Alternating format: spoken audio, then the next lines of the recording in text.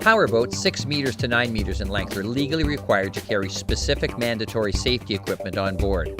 This do-it-yourself safety equipment checklist will ensure you're fully compliant.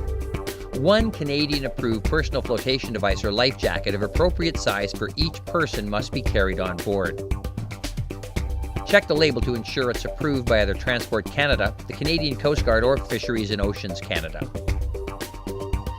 Inspect each one regularly for damage such as tears, broken zippers or buckles, and if damaged, replace immediately, as a damaged PFD or life jacket is not considered approved. Finally, to be legal, a PFD or life jacket must be readily accessible. The best idea is to just wear it.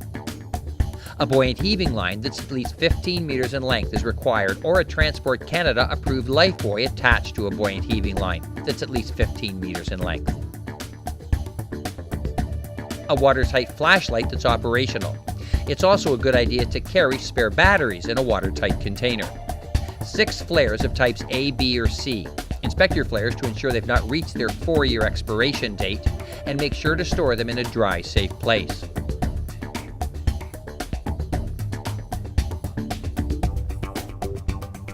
A sound signaling device or appliance as a means to signal for assistance must be carried aboard.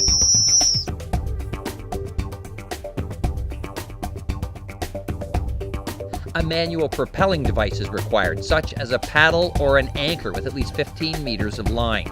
Inspect the anchor line and shackle regularly for wear or damage, and store in a manner for quick emergency deployment. A baler or manual water pump with sufficient hose to reach over the side of the vessel must also be carried aboard. When traveling in unfamiliar waters, you're required to carry the latest edition of the largest scale chart for the area.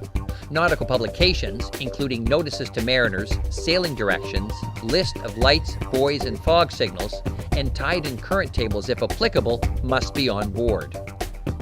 If you travel where there are no navigation aids within sight, a magnetic compass is required. If your powerboat has an enclosed engine or enclosed fuel tank, a Class 5 BC fire extinguisher must be carried on board. If your boat is equipped with a fuel-burning cooking, heating, or refrigeration appliance, you must carry a second 5 BC fire extinguisher. Inspect regularly for correct operating pressure, and at least once a month, shake in the upside-down position to keep the contents active. Always store in the bracket provided and mount in an easily accessible area. If you're operating at night or in restricted visibility, you're required to have navigation lights. If not practical, a lighted torch or lantern that displays a white light can be substituted. Small, non-metallic craft operating in areas where radar is in use are required to carry a radar reflector.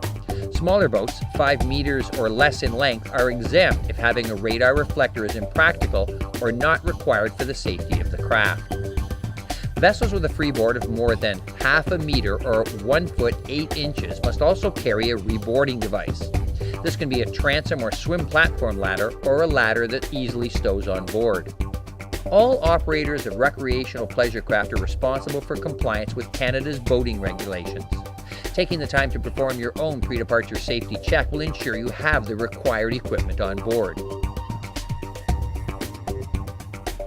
If you'd like a free recreational vessel courtesy check, contact your local Canadian Power and Sail Squadrons.